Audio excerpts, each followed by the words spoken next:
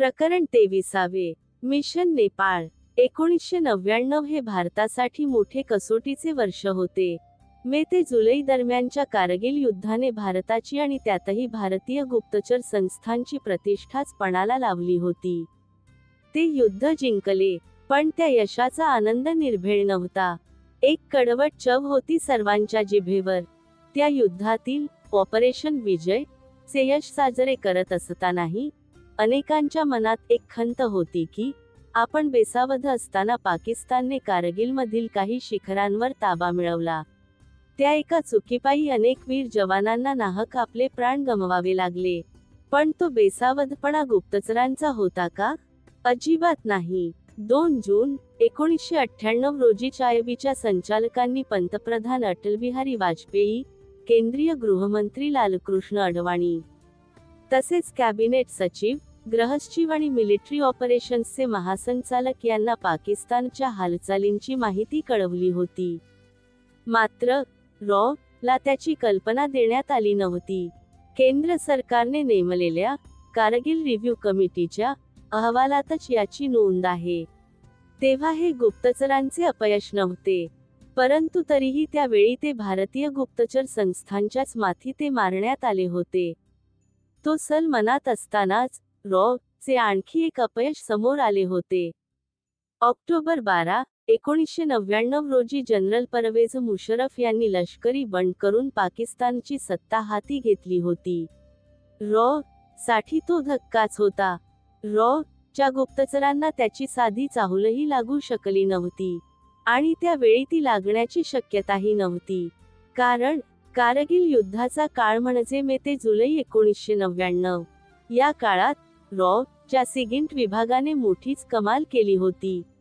त्यांनी मुशर्रफ यांचे संभाषण इंटरसेप्ट करण्यात यश मिळवले होते. मेच्या अखेरच्या महिन्यात मुशर्रफ बीजिंग दौऱ्यावर गेले होते.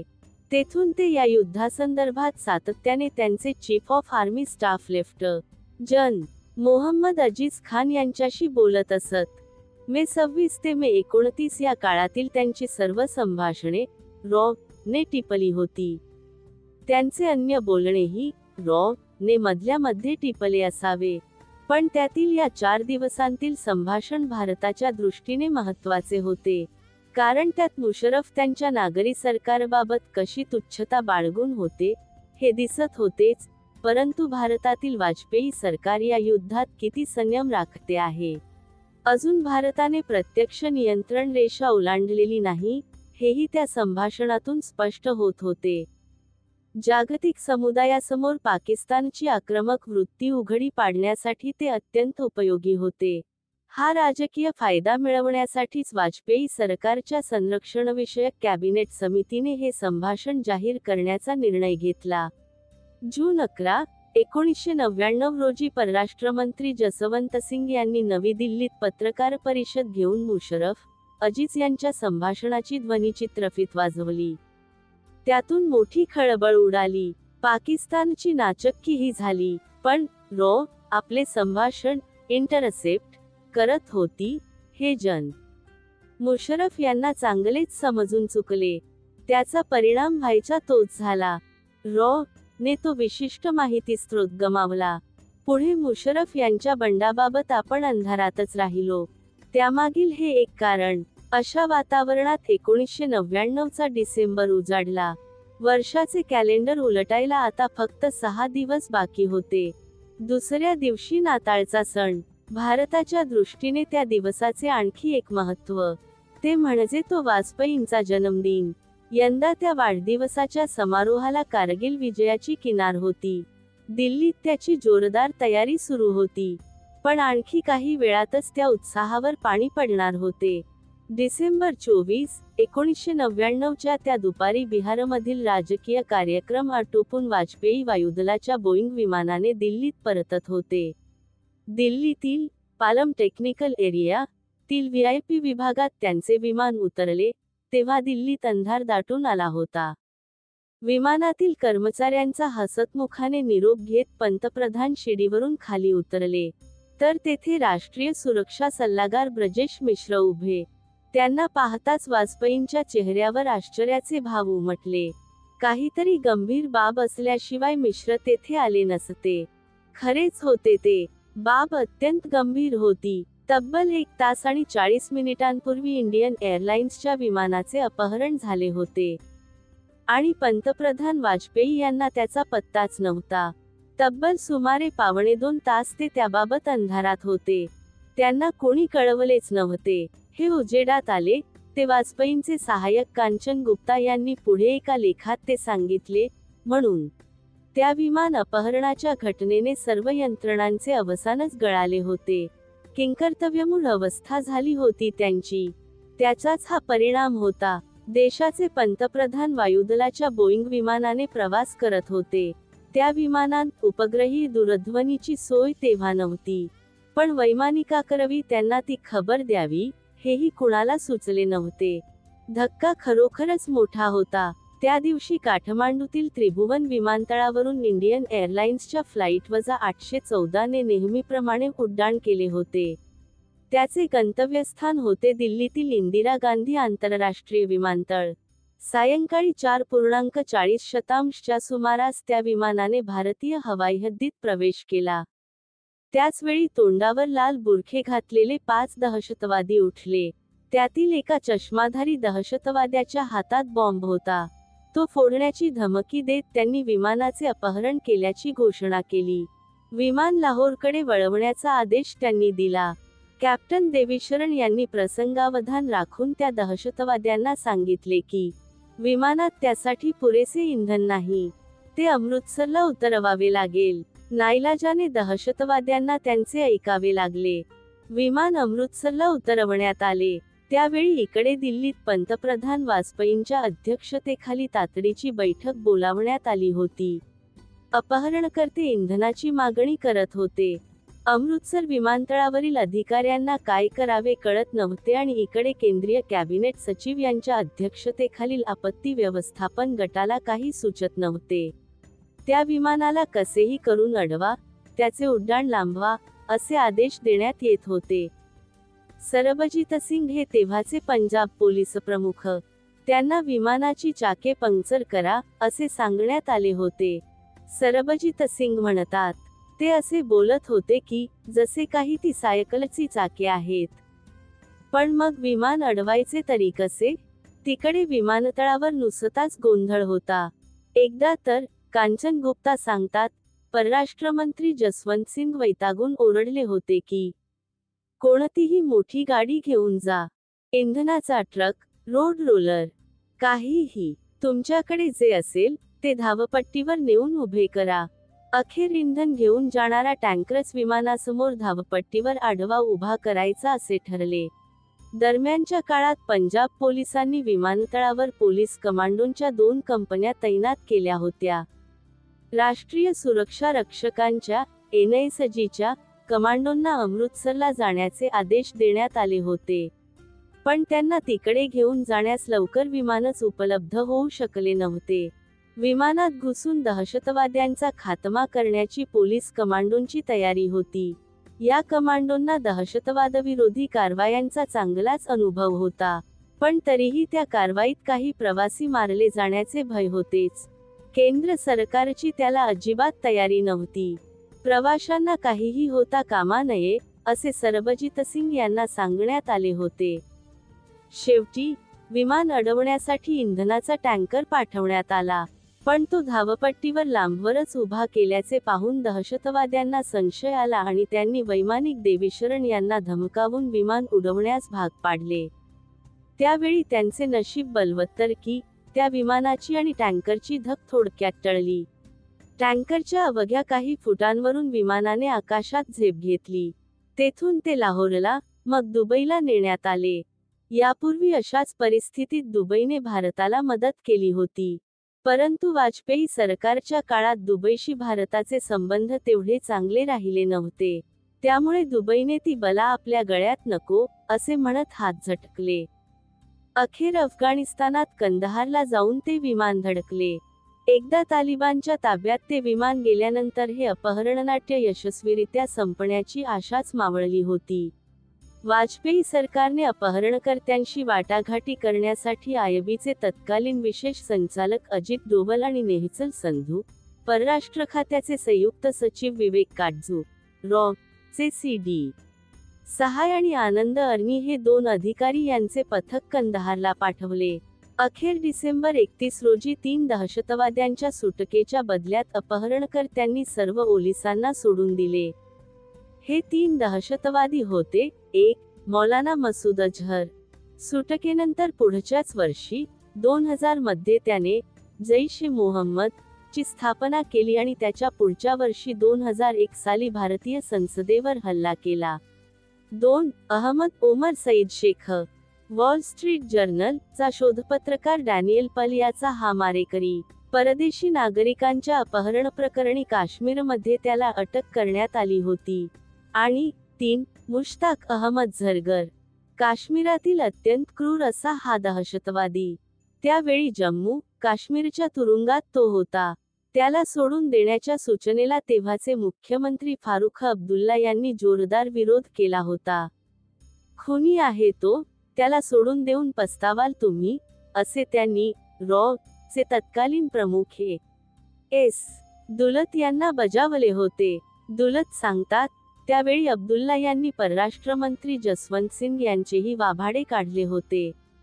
आप जो भी कर रहे हे, गलत कर रहे हे, असे त्यांनी जसवंत सिन्हांना फोनवरून ऐकवले होते. पण त्यांच्यासमोर अन्य पर्यायच नव्हता. त्या तिन्ही क्रूर दहशतवाद्यांना आपल्या सोबत विमानात घेऊन त्यांना कंदहारला जावे लागले होते.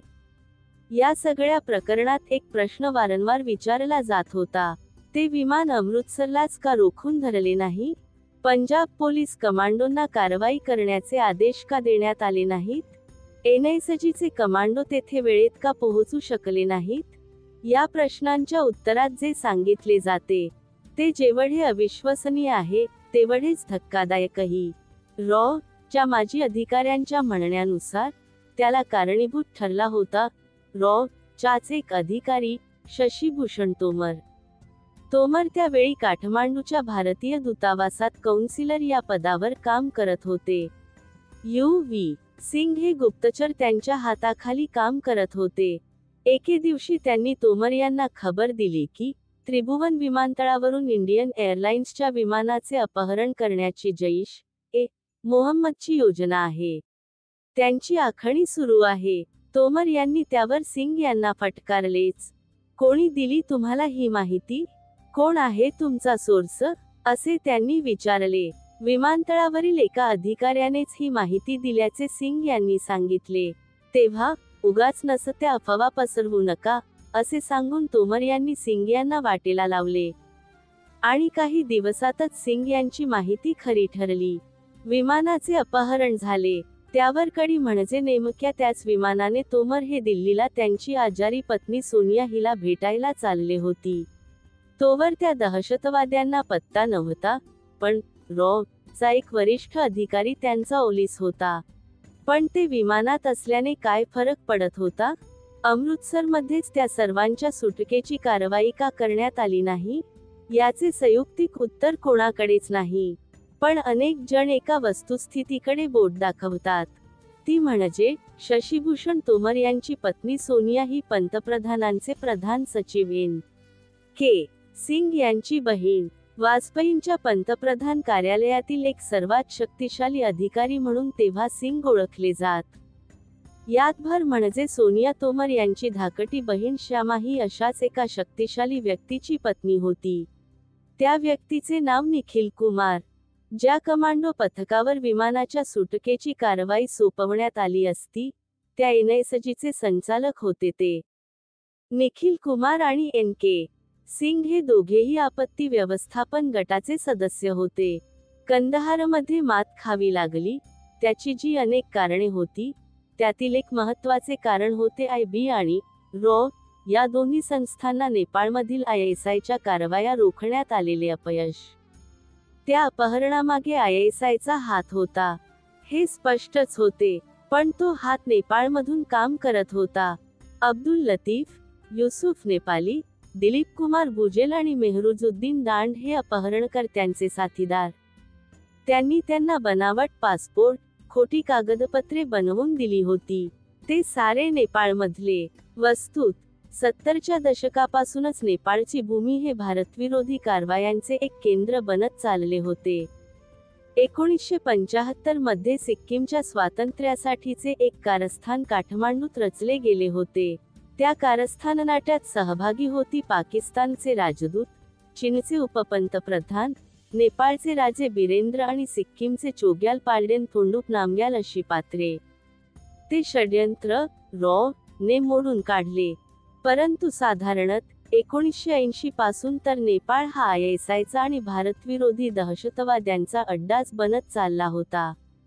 झंपा, इलम, तप्लेगन, पंचथर, तराईचा भाग, झालेच तर बिरगंज, काठमांडू येथे ISIची अनेक सेफ हाऊसेस होती. IBचे माजी संचालक MK धर यांच्या माहितीनुसार 1985 ते 2001 या काळात एकट्या काठमांडूमध्ये ISIने 150 काश्मीरी दहशतवाद्यांना आश्रय दिला होता. खलिस्तानवादी दहशतवादी तेथून भारतात राजरोस ये करत असत. त्यांना पाकिस्तानात प्रशिक्षणासाठी नेले जात असे, तेही अनेकदा नेपाळमार्गेच. त्यासाठी पाकिस्तान इंटरनॅशनल एअरलाइन्सची 4 विमाने आठवड्यातून नेपाळ ते पाकिस्तान अशा फेऱ्या मारत होती. याच विमानांतून नेपाळमध्ये शस्त्रास्त्रेही आणण्यात येत होती. मात्र भारतीय गुप्तचरांची त्यावर अजिबात नजर नव्हती. असे नव्हे, कंधार घटनेच्या 2च वर्षे आधी ऑगस्ट 1997 मध्ये भारतीय गुप्तचरांनी नेपाळमध्ये एक धाडसी कारवाई केली होती. खलिस्तान कमांडो फोर्सचा खतरनाक दहशतवादी भूपिंदर बुडा याला त्यांनी काठमांडूत पकडून गुपचूप दिल्लीत आणले होते. जगातील एकमेक हिंदू राष्ट्र म्हणून नेपाळचे आपल्याकडे मोठे कौतुक.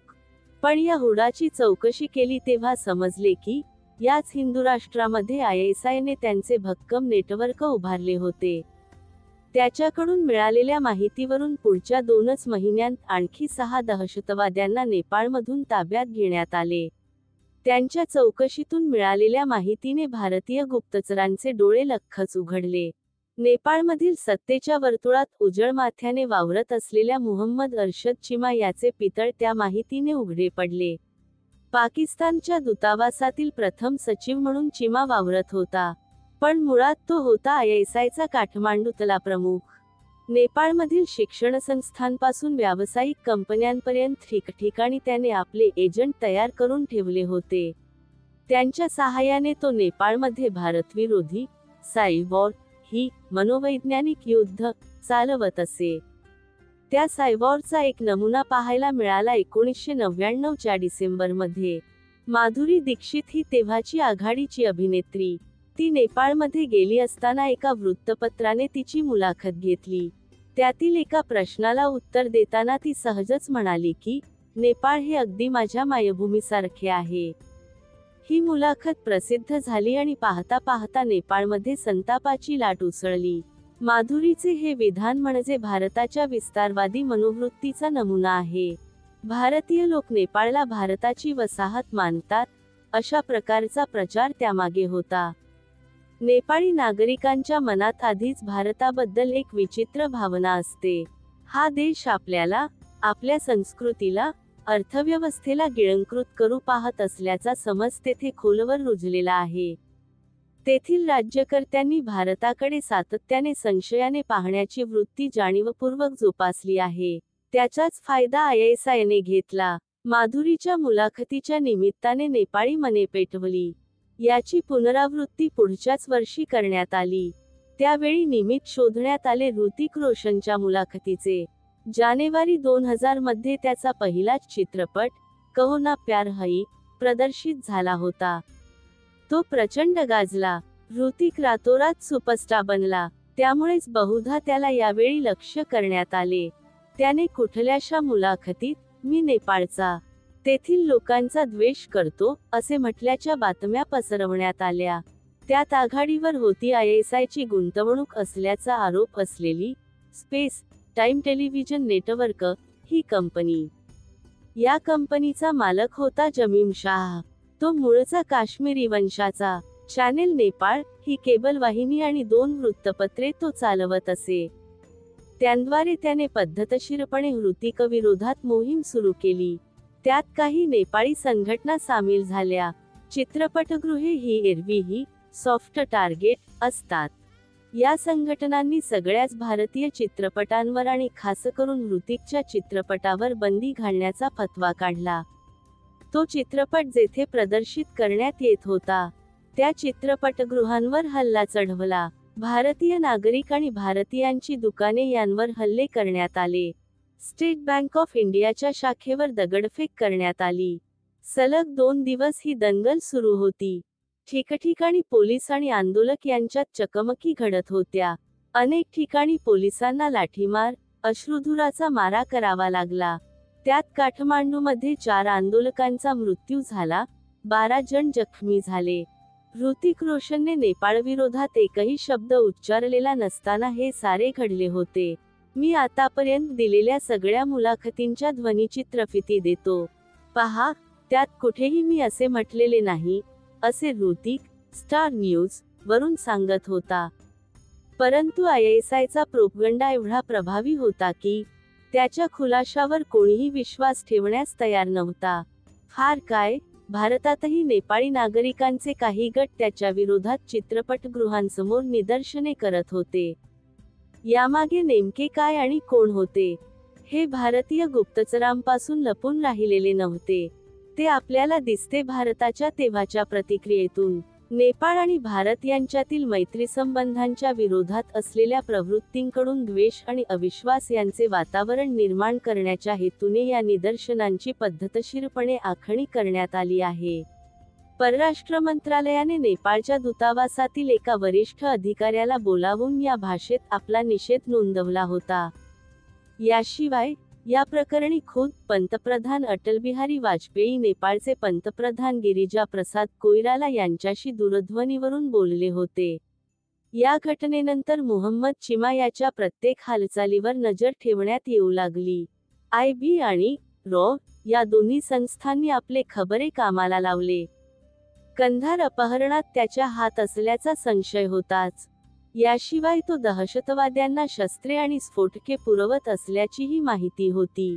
ऑक्टोबर 1998 मध्ये याकीर सिंग नावाच्या शीख दहशतवाद्याला काठमांडूत अटक करण्यात आली होती. त्यावेळी त्याच्याकडे 20 किलो RDX सापडले होते. ते चिमाने दिल्याची कबुली त्याने दिली होती. खुद्द नेपाळच्या पोलीस महानिरीक्षकांनी तसे जाहीर केले होते. एरवी अशा व्यक्तीला ताबडतोब अटक करण्यात आली असती. पण चिमा हा राजनैतिक अधिकारी. आंतरराष्ट्रीय कायद्यानुसार त्यांना राजनैतिक अभय असते. या अभयामुळेच काठमांडूतील पाकिस्तानी दूतावासातील आसम सबूर या 37 वर्षीय अधिकाऱ्याला नेपाळी पोलिसांना सोडून द्यावे लागले होते. नेपाळी पोलिसांनी त्याला अत्यंत चलाखीने पकडले होते. 3 जानेवारी 2000 ची ती घटना. आसम सबूर हा पाकिस्तानी दूतावासातील व्हिसा विभागातील एक अधिकारी. काठमांडूतील महाराजगंज भागात तो राहायचा. त्या सोमवारी त्याच्या घरी एक महिला अनाहूत धडकली. तिच्याकडे 50,000 नेपाळी रुपये होते. ते तिला भारतीय रुपयांत बदलून हवे होते. नोटा बदलीचा हा व्यवहार तसा कायदेशीर. पण सबूर हा ISIचा एजंट. तो बनावट नोटांचा व्यवसाय करत असे. बनावट चलन पाठवून भारतीय अर्थव्यवस्थेला वाळवी लावण्याचा धंदा होता त्याचा. त्या महिलेशी त्याचा व्यवहार ठरला. खऱ्या नेपाळी नोटांच्या बदल्यात बनावट भारतीय नोटा देण्याचे ठरले. त्याचवेळी त्या महिलेने आपले खरे स्वरूप उघड केले. ती कोणी साधीसुधी स्त्री नव्हती. ती होती नेपाळमधील एक निडर पोलीस अधिकारी, किरण राणा. ती आपल्याला अटक करणार हे लक्षात येताच आसम सबूर तेथून पळाला. घरातील एका खोलीत जाऊन त्याने आतून दरवाजा बंद केला. आत, एका अंदाजानुसार, सुमारे 10 ते 20 लाख रुपये मूल्याच्या बनावट भारतीय नोटा होत्या. तो पुरावा नेपाळ पोलिसांच्या हाती लागू नये म्हणून त्याने त्या नोटांना आग लावली. त्या दिवशी सबूरच्या घरावर कारवाई करणाऱ्या पोलिसांच्या पथकासमवेत काठमांडू पोस्ट या दैनिकाचा एक पत्रकार होता. तो सांगतो, बराच वेळ त्या खोलीतून धूर येत होता. त्या नोटा पूर्ण जळाल्यानंतरच ISIचा तो एजंट बाहेर आला. पोलिसांनी त्याला ताब्यात घेतले आणि देश सोडून जाण्यास बजावले. मोहम्मद चिमा याच्यावरही तशीच कारवाई करता आली असती, पण त्यासाठी त्याला रंगेहात पकडणे आवश्यक होते. ती संधी मिळाली ऋतिक रोशन प्रकरणानंतर 10च दिवसांनी, 12 एप्रिल 2001 रोजी. काठमांडूचे जिल्हा पोलीस अधीक्षक माधव थापा यांना अज्ञात सूत्राकडून चिमा याच्याबद्दलची खबर मिळाली होती. त्यानुसार त्यांच्या पथकाने त्या दिवशी चिमा यांच्या खासगी निवासस्थानावर धाड टाकली. त्यांना तेथे फार शोधाशोध करावीच लागली नाही. पहिल्या मजल्यावरील एका कपाटातच त्यांना 16 किलो RDX सापडले. ही स्फोटके भारताविरुद्ध वापरण्यासाठी राजनैतिक मार्गाने, डिप्लोमॅटिक चॅनेलने आणण्यात आल्याचे उघडच होते. त्यावरून चिमा आणि त्यांच्या पत्नीला पोलिसांनी ताब्यात घेतले. नंतर त्यांची रीतसर हकालपट्टी करण्यात आली. या कारवाईने नेपाळी पोलिसांची मान ताठ झाली. पण त्यांना टीप देणारे ते अज्ञात सूत्र अन्य कोणी नव्हे, तर चे गुप्तचर होते. खरे तर त्यावेळी मुहम्मद चिमा यांचा नेपाळमधील कार्यकाल असाही संपत आला होता. आणखी 2च दिवसांनी, एप्रिल 14 रोजी ते पाकिस्तानला परतणार होते. परंतु ला त्यांच्या चेहऱ्यावरचा राजनैतिक अधिकाऱ्याचा बुरखा फाडायचा होता.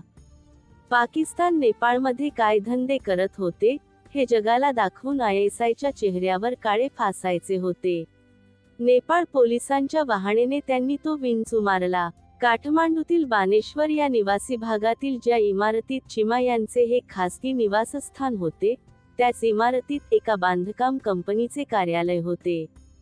तिचे नाव होते सॅचल इंजिनिअरिंग वर्क्स. ही मूळची पाकिस्तानी कंपनी. नेपाळमध्ये तिचा कारभार सांभाळत होता गुलाम हुसेन चिमा नावाचा पाकिस्तानी. 1994 पासून ती नेपाळमध्ये रस्ते बांधणीचे, दुरुस्तीचे काम करत होती. हे रस्ते होते प्रामुख्याने भारत-नेपाळ सीमेवरचे. ही कंपनी ISIची फ्रंट असल्याचा भारतीय गुप्तचरांचा संशय होता. या कंपनीच्या माध्यमातून दहशतवाद्यांना भारतात आणण्याचे ISIचे उद्योग करण्यात येत होते. ISIच्या नेपाळमधील अशा कारवायांना 2 भारतीयांचेही सहाय्य मिळत होते. त्यातील एकाचे नाव होते मुफ्ती कैफायतुल्लाह.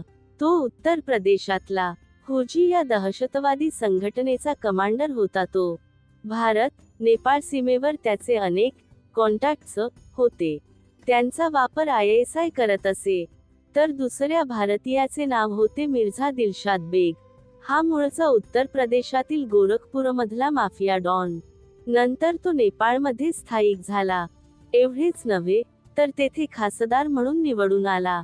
2दा मंत्रीही झाला. तो ISIचा एक प्रमुख हस्तक होता. भारतीय अर्थव्यवस्था आणि कायदा सुव्यवस्था यांना धोका पोहोचवणारे माफिया गुंड यांच्यासाठीही नेपाळ हे अभयारण्य बनले होते. ते दिलशाद बेग याच्यासारख्या बड्या राजकीय माफियांमुळे. हे थांबवणे गरजेचे होते. कंधार प्रकरणानंतर तर नेपाळच्या भूमीचा वापर भारतविरोधी कारवायांसाठी करणाऱ्यांना जर बसवण्याची तीव्र आवश्यकता निर्माण झाली होती. चे माजी प्रमुख विक्रम सूद सांगतात की, ते विमान अपहरण हे त्यांचे, म्हणजे दहशतवाद्यांचे, सर्वात मोठे यश होते आणि सर्वात मोठी चूकही. भारतीय गुप्तचर संस्थांसाठी एक निर्धाराचा क्षण होता तो. एक निराशेचे वातावरण निर्माण झाले होते. तातडीने काहीतरी केले पाहिजे, असे वाटत होते. त्या वातावरणात गुप्तचर संस्थांनी एका गोपनीय मोहिमेचा प्रस्ताव तयार केला. त्याला मंजुरी मिळवली. अत्यंत वरच्या पातळीवरून आखण्यात आलेली ती गुप्त मोहीम होती नेपाळमधील दहशतवाद्यांचे अड्डे शोधून ते नष्ट करण्याची. एकेरी अवतरण चिन्ह पूर्णविराम. भारतीय गुप्तचर संस्थांची ती नेपाळमधील आतापर्यंतची सर्वात मोठी मोहीम ठरणार होती. आणि IB इतिहासातील ते एक तेजस्वी प्रकरण ठरणार होते. आणि IB यांच्या गुप्तचरांनी आता नेपाळमधील ISIच्या एका दहशतवाद्याचा माग काढण्यास सुरुवात केली. असा एखादा दहशतवादी आढळला की, त्याच्यावर पाळत ठेवली जायची. त्याचवेळी त्याच्या कारवायांची एक फाईल तयार केली जायची. ती नेपाळ सरकारला दिली जायची. एकदा ती व्यक्ती ही दहशतवादीच आहे आणि त्याला अटक करणे आवश्यकच आहे, याबाबत नेपाळ सरकारचे समाधान झाले, आणि ते व्हायचेच, की मग त्या दहशतवाद्याला उचलण्याची कारवाई सुरू व्हायची. नेपाळ पोलिसांच्या मदतीने सापळा रचून त्याला अलगद पकडले जायचे. लगेच त्याला हातकड्या घातल्या जायच्या. डोळ्यांवर पट्टी बांधली जायची. कधी कधी झोपेच्या गोळ्याही दिल्या जायच्या. अशा रीतीने त्याला ताब्यात घेतले की मध्यरात्रीच्या अंधारात त्याला भारतीय हद्दीत आणले जायचे. कधी विमानाने, तर कधी एखाद्या वाहनाने. लष्कर-ए तोयबाचा खतरनाक दहशतवादी फयाज अहमद मीर याला अशाच प्रकारे वाहनाने भारतीय हद्दीत आणण्यात आले होते. 4 ऑगस्ट 2008 च्या दुपारी तो 27 वर्षांचा उंचधिप्पाड काश्मीरी दहशतवादी पाकिस्तान इंटरनॅशनल एअरलाइन्सच्या विमानाने काठमांडूतील त्रिभुवन विमानतळावर उतरला, तेव्हा आपल्यासमोर काय वाढून ठेवले होते याची त्याला कल्पनाही नसेल. त्या विमानाने तो पाकिस्तानातून येणार असल्याची खबर भारतीय गुप्तचरांना लागली होती. ते आणि स्थानिक पोलीस विमानतळाच्या भिंतीबाहेर त्याची वाटच पाहत उभे होते. विमानाच्या दरवाजात तो दिसताच त्या सगळ्यांनी पटापट भिंतीवरून आत उड्या मारल्या. धावतच ते विमानाकडे निघाले. फयाज मीर तसा सावधच होता. ते साध्या वेशातले काही जण विमानाकडे का धावत येत होते, हे त्याने क्षणातच ताडले. दुसऱ्या दिशेने तो पळू लागला, पण गुप्तचरांनी त्याला पकडलेच. तो हाती येताच त्याला अन्य प्रवाशांच्या नजरेपासून दूर नेण्यात आले. त्याच्या डोळ्यांवर पट्टी बांधून त्याला एका गाडीत कोंबण्यात आले. एक दिवसभर प्रवास करून ती गाडी एका घराजवळ येऊन थांबली. द वीक या मासिकाचे शोधपत्रकार सय्यद नझाकत यांच्या हाती मीर याने नंतर तुरुंगातून लिहिलेले एक पत्र पडले. त्यात त्याने म्हटले होते की त्याला ज्या खोलीत ठेवण्यात आले होते, तिला एक खिडकी सुद्धा नव्हती. काही दिवसांनी त्याला पुन्हा गाडीत घालून भारतात आणण्यात आले. येथे उत्तर प्रदेशच्या दहशतवादविरोधी पथकाच्या हाती त्याला सोपवण्यात आले. त्यांनी न्यायालयासमोर उभे केले. त्यावेळी न्यायालयात सांगण्यात आले की हा लष्कर-ए तोयबाचा खतरनाक दहशतवादी. ऑगस्ट 12 रोजी गाझियाबाद रेल्वे स्थानकाजवळ काही शस्त्रे, RDX, बनावट कागदपत्रे आणि बनावट पासपोर्ट यांसह त्याला पकडले. याच गुन्ह्यासाठी त्याला डिसेंबर 2010 मध्ये 10 वर्षे सक्तमजुरीची शिक्षा ठोठावण्यात आली. अशा प्रकारे भारतात आणण्यात आलेला फयाज मीर हा एकटाच खतरनाक दहशतवादी नव्हता. साधारणत 2001 पासून त्यांची रिघच लावण्यात आली होती. 20 डिसेंबर 2001 रोजी हरकत-उल-जिहाद इस्लामी हुजी च्या तारिक मेहमूदला अटक करण्यात आली. अत्यंत चलाखीने त्याच्यासाठी सापळा लावण्यात आला होता. नेपाळमध्ये त्याचे वास्तव्य होते. तेथे एका भारतीय गुप्तचराने त्याच्याशी हळूहळू घसट वाढवत मैत्री केली. एक दिवशी त्याला काही कामाच्या बहाण्याने भारत-नेपाळ सीमेवर बोलावले. तेथे त्याची उचलबांगडी करण्यात आली. उत्तर प्रदेश पोलिसांना आधीच कल्पना देऊन ठेवण्यात आली होती. त्यांच्या ताब्यात त्याला सोपवण्यात आले, पण पकडले आणि लगेच त्यांना पोलिसांच्या हाती दिले, असे होत नसे. त्याचीही एक पद्धत ठरलेली होती. पकडल्यानंतर या दहशतवाद्यांना एखाद्या सेफ हाऊस मध्ये ठेवण्यात येई. तेथे त्यांची कसून चौकशी केली जाई. त्याने समाधान झाले की मगच त्याला पुढच्या कायदेशीर कारवाईसाठी पोलिसांकडे सोपवले जाई. तारिक मेहमूदची अशा प्रकारे चौकशी केल्यानंतर जी माहिती मिळाली, ती भयंकरच होती. हुजीचा संस्थापक नसरुल्लाह लांग्रियाल हा तेव्हा राजस्थानात जोधपूर तुरुंगात खितपत पडलेला होता. त्याच्या सुटकेसाठी बहुधा ISIचे गुप्तचर कासावीस झाले होते. कंधार विमानाच्या अपहरणकर्त्यांनी ओलिसांच्या बदल्यात आधी ज्या 35 दहशतवाद्यांच्या सुटकेची मागणी केली होती, त्यात या नसरुल्लाहचेही नाव होते. तेव्हा त्याला भारताने ठाम नकार दिला. त्यामुळे आता तारिक मेहमूदला त्या कामगिरीवर पाठवण्यात आले होते. नेपाळमध्ये बसून तो त्याची आखणी करत होता. काय होती त्याची योजना? भारतीय क्रिकेटवीर सचिन तेंडुलकर आणि सौरव गांगुली या दोघांचे अपहरण करण्याचा डाव त्यांनी आखला होता. या दोघांच्या बदल्यात हुजीचा नसरुल्लाह लांग्रियाल आणि तिहारमध्ये डांबलेला आणखी एक दहशतवादी अब्दुल रहीम यांची सुटका करण्याची मागणी ते करणार होते. एवढेच नव्हे, तर तुर्भे येथील भाभा अणुसंशोधन केंद्रावर हल्ल्याची आणि भारताचे क्षेपणास्त्र पुरुष ए.पी.जे. अब्दुल कलाम यांच्या हत्येचीही त्यांची योजना होती. हे त्याचे एकट्याचेच कारस्थान नव्हते. त्याच्याबरोबर अरशद खान आणि अशफाक अहमद हे दोन पाकिस्तानी आणि मुफ्ती इसरार, गुलाम कादिर भट आणि गुलाम मुहम्मद दर हे 3 काश्मीरी दहशतवादीही होते. यातील तिन्ही पाकिस्तानी दहशतवाद्यांचा आका होता. सूत्रधार होता ओमर शेख.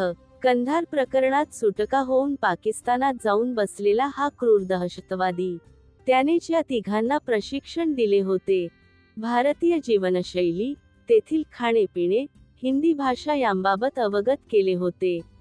नसरुल्लाहला नेपाळमध्ये वेळीच पकडण्यात आल्याने त्यांचा हा भयंकर डाव उधळला गेला.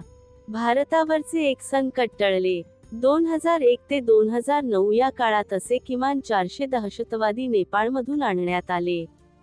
यात लष्कर-ए तोयबाचा संस्थापक हाफिज सईद याचा जवळचा साथीदार आणि लष्कर-ए तोयबाचा नेपाळमधील प्रमुख मुहम्मद उमार मदनी याचा जसा समावेश होता, तसाच उल्फाचा अरविंद राजखोवा, पी नासिर यांचाही समावेश होता. भारतातील अनेक संभाव्य दहशतवादी कारवाया जन्माआधीच त्यामुळे खुडून टाकण्यात आल्या. मात्र येथे एक सांगावयासच हवे की, त्या यशाचे श्रेय जसे रॉ.चे तसेच ते आयबीचेही होते. यातील काही कारवाया या संस्थांनी स्वतंत्ररित्या केल्या होत्या, काही एकमेकांचे सहाय्य घेत. या दोन्ही गुप्तचर संस्थांचे वाजपेयी सरकारच्या काळात सुरू झालेले हे मिशन नेपाळ अजूनही सुरू आहे. मुंबई बॉम्बस्फोटांचा सूत्रधार टायगर मेमन याचा भाऊ याकूब मेमन याला दिल्ली पोलिसांनी अटक केली. इंडियन मुजाहिदीन या संघटनेचा संस्थापक यासिन भटकळ याला बिहार, नेपाळ सीमेवर पोलिसांनी पकडले. अजूनही आपल्या कानावर अधूनमधून अशा बातम्या येतच आहेत.